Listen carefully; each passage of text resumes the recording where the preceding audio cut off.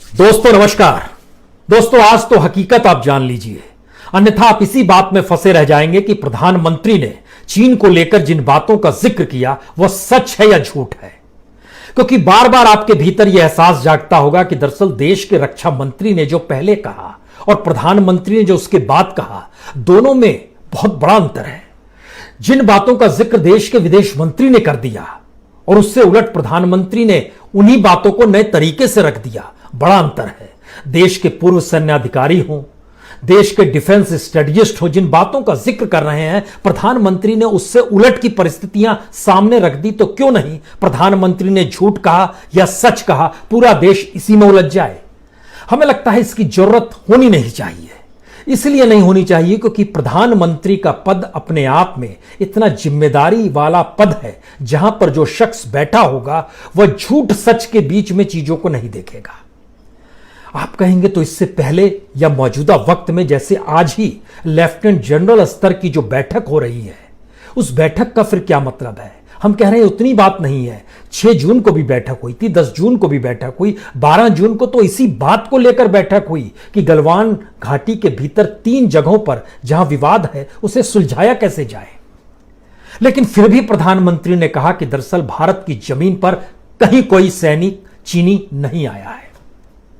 इसे झूठ सच मानने के हिसाब से मत चलिए। जरा यह सोचने की कोशिश कीजिए कि आने वाले वक्त में, यानी 1 साल 2 साल के बाद, जब आप मौजूदा वक्त के पन्ने पलटेंगे तो आपको लगेगा, अरे जिस वक्त हम इस बात को लेकर बहस कर रहे थे कि चीन को लेकर प्रधानमंत्री ने जो बयान दिया वो सच है या झूठ है, दरअसल उसी वक्त चीनी सत्ता के साथ भारतीय सत्ता कुछ नए संबंध बना रही थी, व्यापार की नई नई परिस्थितियां बन रही थी, कुछ नए समझौते हो रहे थे, एमयू पर साइन हो रहा था।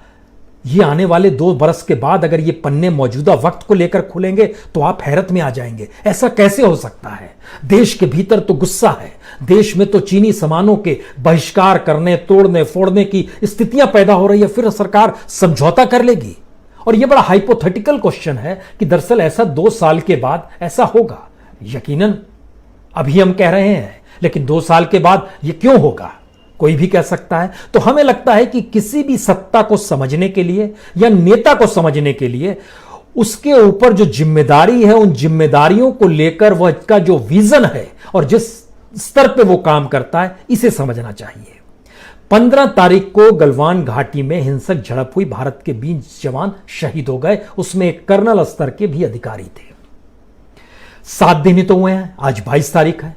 लेकिन याद कीजिए डोकलाम में एक तरफ तिब्बत, एक तरफ भूटान, एक तरफ भारत, और पतली सी मुर्गे की गर्दन की तरह उसको कहा जाता है वो है। और वहां पर चीन अगर कब्जा करने की दिशा में बढ़ रहा था और कब्जा कर लेता तो पूरा नॉर्थ ईस्ट का इलाका जो है वो भारत से कट जाता।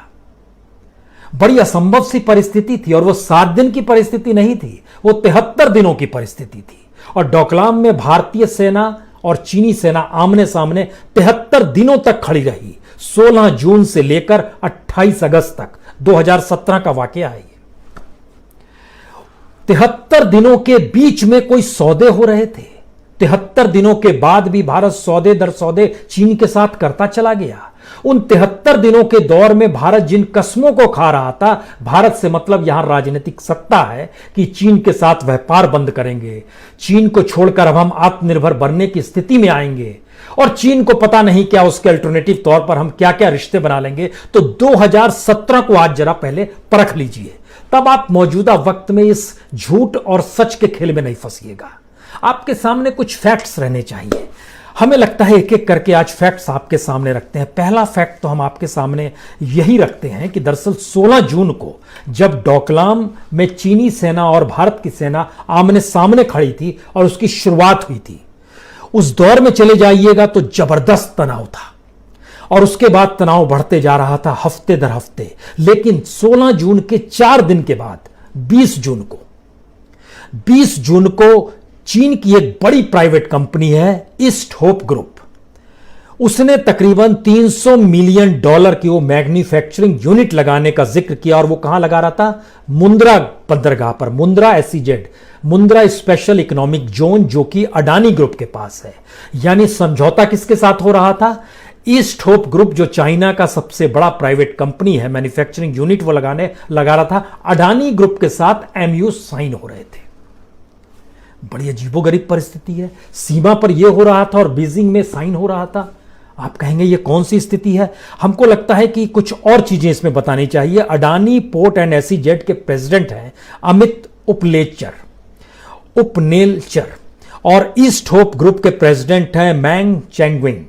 इन दोनों ने हस्ताक्षर किए थे एमयू पर। कब किए थे? 16 जून को डोकलाम में बात शुरू हुई और 20 जून को हस्ताक्षर हो रहे थे। ऐसा नहीं है कि उसके बाद स्थिति रुक गई है, हर बरस इस तरीके से हुआ है। अगर हर बरस की स्थिति में आए तो 24 अप्रैल 2018 में आइएगा तो वहां की एक बड़ी कंस्ट्रक्शन कंपनी है power construction corporation of China, उसने एमयू साइन किया था स्ट्रेटेजिक कॉरपोरेशन तरीके से अडानी ग्रुप के साथ किया था 23 अप्रैल 2018 को। और जो चाइना, उसको पावर चाइना कहते हैं, जो power construction corporation of China है, उसके जो असिस्टेंट मैनेजर थे डेंग ज़ैंगो और भारत की तरफ से, भारत ना कहें अडानी ग्रुप की तरफ से जो चीफ एग्जीक्यूटिव ऑफिसर थे अडानी पावर ग्रुप से जुड़े हुए, वह थे विनीत एस जैन। उन्होंने साइन किए थे। उस साइन के भीतर में, यह साइन जो हुआ था, यह पावर प्रोजेक्ट को लेकर हुआ था। पावर प्रोजेक्ट कहां बन रहा है? गोड्डा में बन रहा है। गोड्डा झारखंड का हिस्सा है। गोड्डा में जो पावर प्रोजेक्ट बन रहा है वो किसको बिजली सप्लाई करेगा? वो बांग्लादेश को करेगा। और इस साइकिल में जब आइएगा तो उस वक्त वहां पर जो एमयू साइन हुआ था वो पावर चाइना ने अडानी के साथ एक और समझौता किया था। एक तो पावर प्रोजेक्ट को था, दूसरा साइन था कि आने वाले वक्त में जो एक इकोनॉमिक कॉरिडोर बन रहा है, चाइना, बांग्लादेश, चीन, म्यांमार, भारत और म्यांमार, इन 4 देशों के बीच में एक इकोनॉमिक कॉरिडोर बन रहा है। इसको बीसीआईएम कहते हैं। बीसीआईएम माने बांग्लादेश, सी मतलब चाइना, आई मतलब इंडिया और एम मतलब म्यांमार। ये चाइना के कोनमेंग से निकलेगा, म्यांमार के मंडल्यान तक आएगा, उसके बाद वो भारत के जो मिजोरम और त्रिपुरा का इलाका है उसमें से घुस जाएगा वो बांग्लादेश में। बांग्लादेश में 3 जगह पर होगा, सैलहेट, ढाका और जैसोर। उसके बाद वो कलकत्ता तक आएगा, यानी कोलकाता में आएगा। और इसको बेल्ट एंड रोड फोरम से अलग रखा गया। पिछले साल जब अप्रैल में बैठक हुई तो चीन ने इसका जिक्र नहीं किया, इस इकोनॉमिक कॉरिडोर का, क्योंकि भारत ने अभी सहमति इस पर नहीं बताई है। लेकिन समझौता हो गया था 2018 में कि जब ये रोड बनेगी तो अडानी ग्रुप के साथ मिलकर वहां का जो पावर चाइना है वो बनाएगा। पावर चाइना का मतलब बहुत साफ तौर पर है power construction corporation of China. सवाल सिर्फ अडानी ग्रुप का नहीं है, एक लंबी फेरिस्त है जो भारत की कंपनियां चीन के भीतर है।